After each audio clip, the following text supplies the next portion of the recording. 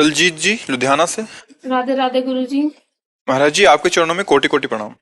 महाराज जी मेरा ये प्रश्न है, जैसे कि माना जाता है अगर जीवन में दुख आ जाए तो कर्मों का हिसाब किताब होता है, और अगर जीवन में सुख मिलेगा तो क्या इसका भी हिसाब किताब देना होगा? और क्या, दोनों प्रकार के तो कर्म होते हैं। एक होते हैं शुभ कर्म, एक होते हैं अशुभ कर्म। शुभ माने पुण्य, अशुभ माने पाप। तो जब पाप कर्म का परिणाम आएगा तो दुख, विपत्ति, संकट, अपमान, निंदा ये। और जब पुण्य कर्म का फल आएगा तो सुख, प्रशंसा, मान, सम्मान, जो सोचा वो हो गया पुण्य का। और इन्हीं दोनों में पूरा जीवन चलता है। कोई विशेष जो होता है वो इन दोनों की परवाह ना करके एक ऐसा महान कार्य करता है जो परमानंद प्रदान करता है, वो भजन। ये पुण्य और पाप ये केवल विनाशकारी ही है, इनमें लाभ नहीं। विनाशकारी मतलब आप बहुत बड़े पुण्य के, स्वर्ग गए, वहां के सुख भोगे, फिर आके मृत्यु लोक में। लेकिन भगवान का भजन, भगवान की सेवा पूजा, भगवान की लीला कथा, ये अविनाशी है। ये शुभ अशुभ दोनों को मिटाकर परमानंद की प्राप्ति का। परमानंद और सुख दुख अंतर। सुख दुख मायाकृत, परमानंद ये त्रिगुणातीत मायातीत सुख है। ये मायातीत सुख प्राप्त करने के लिए हमें मनुष्य जन्म मिला है।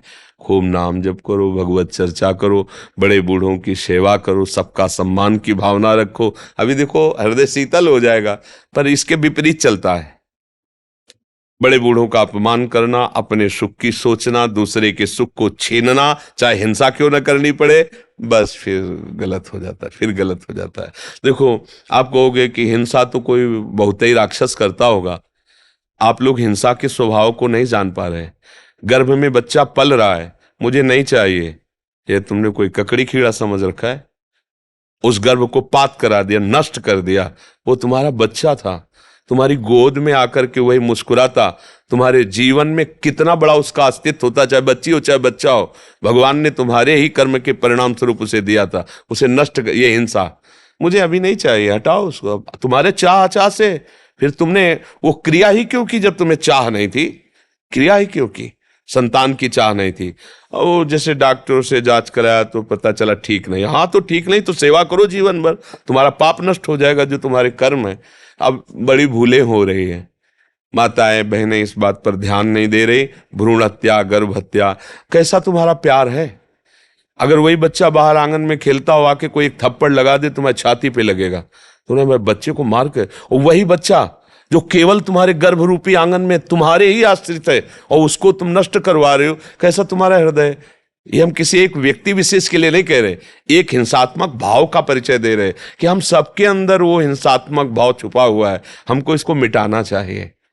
अब ऐसे ऐसे शब्द सुनने को मिलते हैं जिनसे ऐसा लगता है क्या मतलब बेटी, अरे बड़े बड़े संत महात्मा सब उसी शरीर का आश्रय लेकर पैदा होते हैं। माताओं बहनों के इस शरीर का आश्रय लेकर तो संत महात्मा पैदा होते। तुम किससे पैदा हुए हो? एक माँ भी तो किसी की बेटी थी। अगर वो उसकी सुरक्षा ना करता तो आज तुम माँ कैसे बन सकती, तुम पिता कैसे बन सकते? तो तुम्हारा क्या कर्तव्य है कि तुमने अगर ब्याह किया, संतान उत्पत्ति के मार्ग में चले हो, तो तुम्हारी जो भी संतान है वो किसी के धर्म का पालन करने वाली बनेगी। पुत्र है तो पत्नी लाएगा, तभी तो धर्म पूरा होगा। बेटी है तो पति मिलेगा, तभी तो धर्म पूरा होगा। पुत्र होगा तो अगर बेटी सब मरवा देंगे तो तुम्हारा धर्म कैसे चलेगा? कुछ ज्ञान नहीं, एक राक्षसी स्वभाव बैठ गया है। बेटी है तो मार दो, या अंग विहंग है तो मार दो। वो जीव जीव नहीं है, वो तुम्हारा पुत्र पुत्र नहीं। और अनजाने में प्रायः ऐसे अपराध गृहस्थियों से होते रहते हैं, क्योंकि वो लोग ये समझते नहीं कि भयंकर अपराध है, भयंकर, और इसका प्रायश्चित नहीं किया तो भोगना पड़ेगा। ऐसी जगह तुम्हें तड़पा के मारेगा, ऐसी जगह गिराएगा जहां कोई सहयोगी नहीं होगा। ये भ्रूण हत्या, गर्भ हत्या बहुत बड़ा पाप। सबसे प्रार्थना है भजन भले कम करो, लेकिन इतना तो ज्ञान रखो कि महापाप मत करो। जो महापाप है वो मत करो। अभी कल के सत्संग में था कि इंद्र ने यज्ञ में वज्र पहाड़ च्यवन ऋषि के ऊपर और अश्वनी कुमारों को, तो उन्होंने मंत्र से कृत्या प्रकट की, जो महाअसुर रूप, जिसे मदासुर। तो जब इंद्र मान गए विनय की, तो उस असुर ने कहा मुझे जिस हेतु पैदा किया है अब मैं व्यर्थ तो जाऊंगा नहीं, मुझे बोलो, मैं किन का नाश करूं, क्योंकि मैं करूंगा, मैं इसीलिए प्रकट हुआ हूं। तब उन्होंने कहा था जो पराई स्त्री या पराई स्त्री पराई पुरुष का, उसे बेविचार कहते हैं। बेविचार और हिंसा, जैसे गर्भ हिंसा या किसी भी भाव से किसी की हिंसा, और मद्यपान, शराब पीना और मांस, अगर ये जो कर रहे तुम उनके सुकृतों का नाश कर दो, पुण्यों का नाश कर दो। तो कलयुग का भी ऐसी जगह निवास है, आसुरी प्रवृत्तियां भी ऐसी जगह आक्रमण करती हैं। अब आप लोग सत्संग सुन करके जो पूर्व में हुआ भगवान से क्षमा मांगो, आगे कोई गलती ऐसी ना करो। आप लोग हम कौन सा पाप करते हैं, आप जरा थोड़ा सा सोचिए। एक चींटी को भी आप छूना चाहो ऐसे, वो भागेगी अपने प्राण बचाने के लिए। आप मांस खाते हैं, कितने जीवों की हत्या होती है। आप कैसे कैसे अपराध, शराब पीते हैं, ये कोई पेय पदार्थ है जिसको शास्त्र निषेध कर रहा है? वो राक्षसों के लिए, तुम राक्षस तो हो नहीं, तो उत्तम गति प्राप्त करने के लिए मनुष्यों ने प्राप्त किया है। अब ये भाषण किसको अच्छे लगेंगे? बाबा जी इसलिए बोल रहा है, तो फिर आप अपना जीवन देखो कहाँ गिरता चला जा रहा है, कहाँ गिरता चला जा रहा है। अरे जीवन मिला, खुद आनंदित हो, सबको आनंद प्रदान करो, और अंतिम जब तुम्हारा हो तो ऐसा हो कि फिर जिस माता के गर्भ में इस बार जन्म लिया है, अब उससे नीचे तो ना जाओ। कम से कम मनुष्य योनि की माता के गर्भ से जन्म, तो सुअर कुत्ता की योनि में तो ना जाना पड़े, नीचे तो ना गिरना पड़े। अब ना मोक्ष हो ना भगवत प्राप्ति हो, तो कम से कम फिर मनुष्य योनि हो और हम भजन साधन करके भगवान को प्राप्त करें। अभय कुमार जी, महाराज जी आपके चरणों में दंडवत प्रणाम।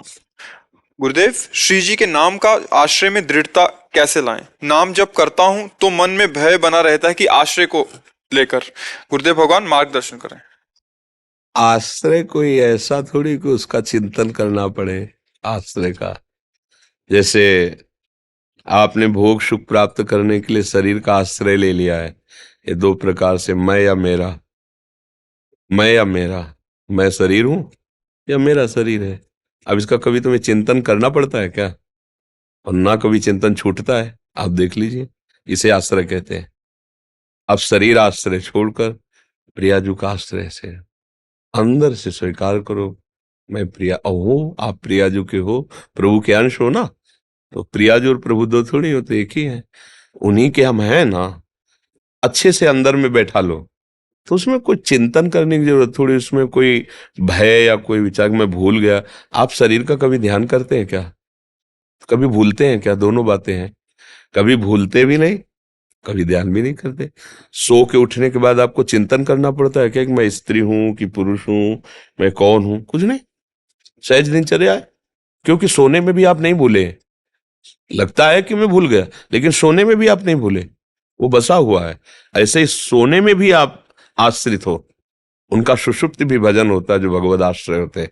जागृत स्वप्न सुषुप्ति स्फुरत में राधा पदाब्जच्छटा। आश्रय सत्संग सुनते सुनते जब ये बैठ जाता है कि वास्तविक मैं प्रभु का ही हूं, ये तो भूल से संसार के संबंधों को स्वीकार किया, ये जब बैठ जाएगा तो ये बात खत्म हो जाएगी। भय, आश्रय कैसे लिया जाता है, क्या किया जाता है, वो बस जो परेशानी से आप हो जिनके बस उसे स्वीकार करना है। और नाम जब राधा राधा राधा वल्लभ श्री हरिवंश, इसमें क्या परेशानी है?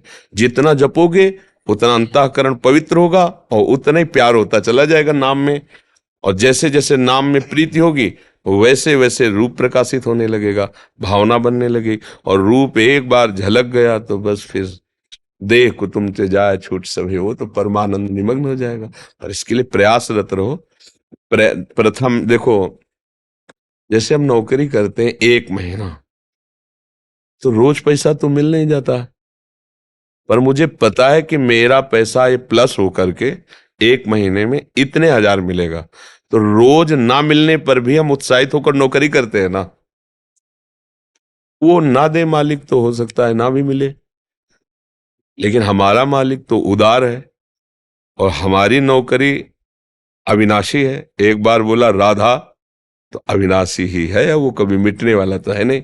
तो ऐसा विश्वास करके कि अभी मुझे सुख नहीं मिल रहा, जैसे अभी पेमेंट नहीं मिल रही पर मुझे मिलेगी ना, तो हम 1 महीना बिल्कुल आज्ञा में रह करके जिसके यहाँ नौकरी करते हैं पर पेमेंट मिलती है। अगर हम पूरा जीवन केवल ये सोचकर कि इसका परम फल भगवत प्राप्ति, समस्त दुखों से निवृत्ति है, ये मुझे मिलेगा। और राधा राधा राधा, तो ज्यादा इंतजार नहीं करने पड़ेगा, जीते जी आपको अनुभव हो जाएगा कि मुझे मिल गया। अब पायो परम विश्राम राम समान प्रभु नायक, जैसे गोस्वामी जी कह रहे हैं, ऐसे हृदय निहाल हो जाता है। इसके लिए मरने के बाद होगा ऐसा नहीं होता, पर विश्वास, क्योंकि अभी सुख नहीं मिल रहा, अभी हमारे अंदर आनंद का प्रकाश नहीं हो रहा, पर हमें विश्वास है कि होगा, क्योंकि अविनाशी है। जैसे हमें विश्वास है कि जो मैं नौकरी कर रहा हूं इसका फल मुझे मिलेगा, महीना में पेमेंट मिलेगी। तो हम, वो तो धोखा दे सकता है संसारी आदमी, लेकिन श्री जी लालजू ये तो परम उदार है और हम उनके अंश है, इसमें धोखे की तो कोई गुंजाइश है ही नहीं। इसलिए सावधान विश्वास पूर्वक चलिए, और आश्रय कोई पढ़ने पढ़ाने से नहीं होता, सत्संग से होता। सत्संग सुना कि अरे मेरा परिचय, मैं तो प्रभु का हूं। जैसे भेड़ चराने वाला बहुत सी भेड़ें लेकर जंगल चराने जाता था, तो एक सिंह का शावक, उसको ज्ञान था नहीं, वो उन्हीं के बीच में, भेड़ों के बीच में हो गया। अब धीरे धीरे बड़ा, तो जैसे भेड़ के साँटा मारता वैसे ही उसके भी मारता। वो बिल्कुल भेड़ों की चाल में चल रहा था। एक दिन भेड़ों को मारने के लिए सिंह आया, तो उसने देखा नौ किशोर सिंह मेरा, तो उसको बुलाया, ये संत उदाहरण से समझाते हैं, और कहा तू भेड़ों के बीच में पिट रहा है गड़रिये से, अरे तू एक दाड़ मार दे तो ना भेड़ दिखाई देगी ना गड़रिया दिखाई देगा, तू साटे खा रहा है। तो नहीं नहीं, हम तो इन्हीं की जाति वाले हैं। बोले तो तालाब के पास गए, बोले देख मेरा जैसा रूप तेरा रूप है? बोले हाँ। बोले अब मैं दाड़ मारता हूं, मार तू। जे दाड़, बोले देख मेरी तेरी जाति एक है, मैं सिंह हूं, तू भी सिंह है, तेरा आहार है ये, एक बार तो दहाड़ेगा भेड़ और सब गड़रिया भाग जाएंगे। बस ऐसा ही हुआ। वो जो साटा खाता था ना, वही जब दहाड़ मारा तो जानते हो संत जन सिंह है, भगवान के अंश का अनुभव कर चुके, भगवान के स्वरूप का। तो कहते तू और मैं एक ही हूं रे, कहां काम क्रोध लोभ मोह मद के साटे खा रहा है इन भेड़ों के बीच में फंस करके माया के। देख देख ज्ञान के दर्पण से, तू और मैं एक हूं, एक ही परमात्मा स्वरूप हूं। देख पुकार राधा राधा राधा, अभी सब भाग जाएंगे, काम क्रोध लोभ मोह मद मत्सर निहाल हो जाएगा जीव। हम लोग फंस गए, हम कैसे, हम तो नीच, हम तो अधम, हम तो गृहस्थ, हम तो भोगी है। तू भगवान का अंश से थोड़ा उठ, तो दहाड़ तो मार, देख तो जो चाहेगा कर। तू नारायण बन सकता है, भूत बन सकते हो, कुत्ता बन सकते हो, नाली के कीड़ा बन सकते हो, तुम देवराज इंद्र बन सकते हो, ब्रह्मा बन सकते हो, क्या बनना चाहते हो? भगवान के अंश हो, तुम जो चाहो कर सकते हो, क्योंकि मनुष्य जीवन केवल कर्मों के अधीन नहीं हुआ, इसमें हमें नवीन कर्म करके अपना प्रारब्ध बदलना है। हम जो चाहे वो कर सकते हैं, हमें अवसर दिया गया है। इसलिए खूब नाम जप करो, ये सत्य मार्ग है, इसमें अविश्वास की गुंजाइश न हो, निर्भय मार्ग है, इसमें भय करने का कोई स्थान ही नहीं दिखाई देता है। समझ रहे हैं आप? निखिला जी वृंदावन से। श्री हरिवंश, राधे राधे महाराज जी। महाराज जी, जब से आपके श्रीमुख से पूज्य श्री राधा बाबा का जीवन चरित्र सुनने का सौभाग्य मिला, तब से उन्हीं को गुरु रूप से स्वीकार किया। पर आपसे ये भी सुना कि बिना गुरु दीक्षा के स्वरूप या भावदेह की प्राप्ति नहीं होती। मुझे खुद भी प्रकट गुरु शासन की जरूरत बहुत महसूस होती है, पर किसी और को गुरु रूप में स्वीकार करने का मन नहीं करता। आप कृपा करके मुझे बता सकते हैं कि ऐसा क्या करूं कि पूज्य बाबा की वाणी पढ़िए, खूब राधा राधा जपिए, बाबा को, जब बाबा की छवि विराजमान कर लो और भाव से उनको गुरु मानो। जब आपका भाव दृढ़ हो जाएगा तो छवि छवि नहीं रह जाएगी, सामने आपको अनुभव हो जाएगा कि राधा बाबा बैठे हुए हैं। ये तो भाव देश है, सामने भी बैठे हो, भाव नहीं तो बेकार है। और छवि में भी भाव कर लो तो बोलने लगेंगे, उपदेश देने लगेंगे, क्योंकि सत्य वस्तु हर क्षण हर जगह विराजमान, तो छवि में भी विराजमान। तो छवि विराजमान कर लो बाबा की, और बाबा के जितने उपदेश हैं उनको अपनी गुरुवाणी मान के रख लो और रोज पढ़ो और उसके अनुसार चलो और राधा राधा रटो। बाबा भी राधा राधा रटते थे। हो गया बात, संशय करने की जरूरत नहीं। सुहेन चुटके जी महाराष्ट्र से। राधा वल्लभ महाराज जी, आपके चरणों में कोटि कोटि प्रणाम। महाराज जी, आप जब भी तीक्ष्ण दृष्टि के साथ जो बात करते हैं वो सीधे हृदय में प्रवेश करती है। आपके सत्संग से जीवन में बहुत परिवर्तन आया है। प्रश्न है कि एकांत में भजन करने पर ऊंची स्थिति भगवान के लिए रोना प्राप्त होता है, लेकिन संसारिक जनों का संपर्क होते ये स्थिति चली जाती है। अभ्यास कीजिए। किसका अभ्यास कीजिए? तो संसारिक जनों में के बीच में रहते हुए भी भजन अभ्यास बहुत बड़ा बल होता है। अभी क्या है, एकांत में हम अपने इंद्रियों पर शासन कर सकते हैं, और जब व्यवहार में आते हैं तो वो व्यवहार में फैल जाती है, बहिर्मुख हो जाती है, तो हम शासन नहीं कर पाते, तो हम फिर उसका रस नहीं ले पाते जो हमारे एकांत में रस आया। और अगर यही अभ्यास कर लो तो बाजार में खड़े होकर भी समाधि भाव को प्राप्त हो सकते हैं। हम कई बार सत्संग में कहा, हमें साउंड से बहुत विक्षेप होता था, जैसे मंत्र जप रहे हैं और उसे सुन रहे हैं, तो अब साउंड जिससे गांव गली में ब्याह आया नहीं हो तो बड़े बड़े लगा दिए, अब वो उससे हमें लगा हम कमजोर यहाँ हो रहे हैं। हमें ऐसा पुष्ट होना है कि विश्व का कोई भी विघ्न मेरे भजन को रोक ना पावे। फिर हम जहाँ साउंड बजता हुआ, जब भ्रमण करते थे ना, जैसे टीवी चल रही, हम वहीं खड़े हो गए, 1 घंटा खड़े, उसे देख रहे हैं, सुन रहे हैं, और उसी में बार बार मंत्र। वर्षों के अभ्यास से ऐसा हुआ कि साउंड जितनी जोर से बज रहा उतनी जोर से मंत्र चल रहा है, विक्षेप खत्म हो गया। फिर दूसरा विक्षेप था, जैसे कोई आके हमसे बात कर रहा है, कोई ऐसा, तो अब जैसे बात नहीं कर रहे तब तो हम समेट सकते हैं, भले आप आओ जाओ, लेकिन बात करने में तो फिर हमें दिमाग लगाना है बाणी, तो ये भी मतलब कमजोरी दूर होनी चाहिए। तो हम जिससे प्रारंभ में जिससे बात करते उसी के मुंह पे लिखते नाम, आपसे बात कर रहे हैं ऐसे बात, हाँ ऐसा, आपने प्रश्न किया आपसे उत्तर दे रहे, और ऐसी एकाग्रता से आपको लग रहा मुझे बहुत एकाग्रता से, हम अपने एकाग्रता से आपको बिल्कुल दोबारा पूछो कि आपने हमें पहचाना, हम नहीं पहचानते, क्योंकि हम जिसे पहचानते उसे देख रहे थे।